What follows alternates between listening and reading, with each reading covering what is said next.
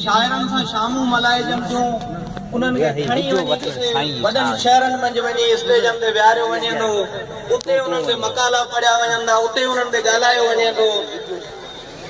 उन खां वधीक बहितर इहो आहे त जेको शाइर जितां जो आहे त उते उन ॻोठ में उन ते ॻाल्हायो वञे त जी घटि में घटि हुनजे इलाइक़े वासी जेके आहिनि उहे हुनजी शाइरी वञा महसूस थियनि, उहे हुनजी शख़्सियत वञा बाख़बर थियनि, उन्हनि खे ख़बर पए त असांजे इलाइक़े मंझि केॾा बहितरीन शाइर, केॾा बहितरीन माण्हू मौजूदु आहिनि। जॾहिं उन्हनि सां हिकिड़ी शनासाई थिए थी त हिकिड़ी इलाक़ाई जेका अहसास महरूमी हूंदी आहे, जेको माण्हुनि में पखिड़ियल हूंदी आहे त काश असांजे इलाइक़े में अहिड़ा शाइर हुजनि, काश असांजे इलाइक़े खे ॻाइण वारा के माण्हू हुजनि। इहा हिकिड़ी इलाक़ाई जेका अहसास महरूमी आहे उहा ख़तमु थिए थी। ऐं आऊं इन नौजवान इताद खे अञा वधीक इहो अर्ज़ु कंदुसि त हिते तव्हांजे पंहिंजे इलाइक़े जा जेके इंतहाई बहितरीन शाइर अज़ीज़ खोसो हिते मौजूदु आहे, हिते अयूब खोसो हिते मौजूदु आहे, इहे तव्हांजे पुराण जा दर्द ॻाईंदा रहिया आहिनि।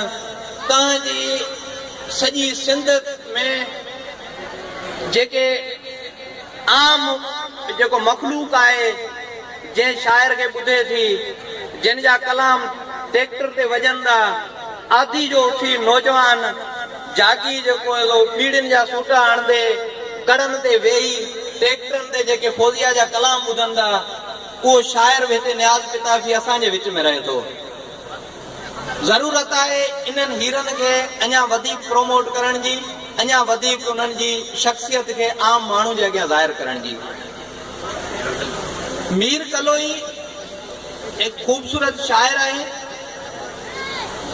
ऐं असांजो दोस्त पिणु आहे। हिन जी शाइरी मंझि आम जेको कारवार आहे रोज़मर्रा जो, उनखे बाक़ाइदगी सां वेझे खां ॻायो वियो आहे, सिंध जा सूर ॻाया विया आहिनि। हुन पंहिंजी शाइरी मंझि कोशिशि कई आहे त पंहिंजे इलाइक़े जा हू दर्द शामिल करे।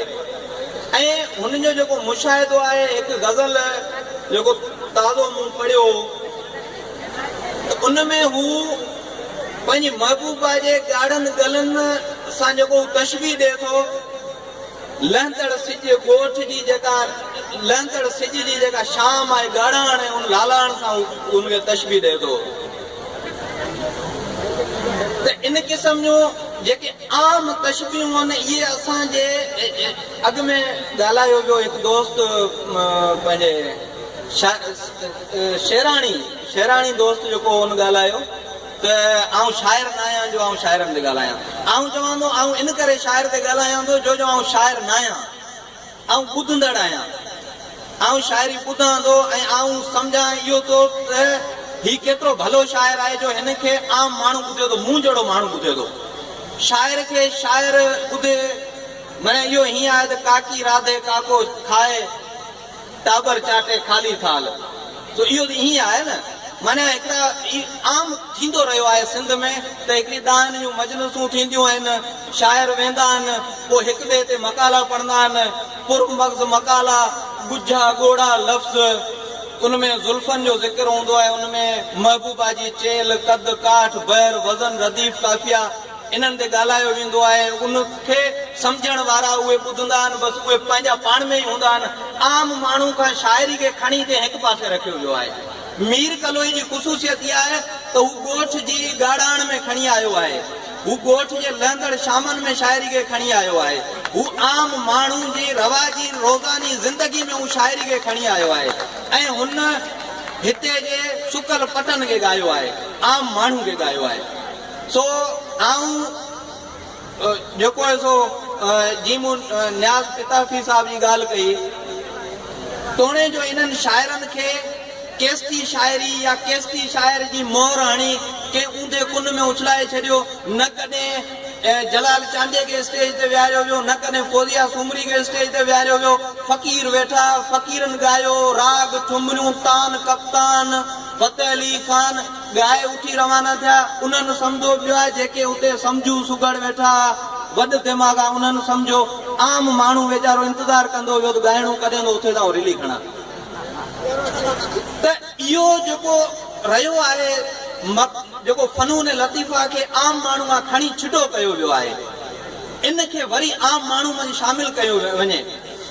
चवंदा आहिनि त सिंधी माण्हू हेड़ो आहे, सिंधी माण्हू होड़ो आहे। असां सिंधी माण्हुनि लाइ कयो छा आहे? असां सिंधी माण्हुनि जे फन खे, सिंधी माण्हू जे शाइरी खे, सिंधी माण्हू जे ॻाइण खे, राग खे, साज़ खे असां खणी महफ़िलनि जो जेको ज़ीनत बनाए छॾी।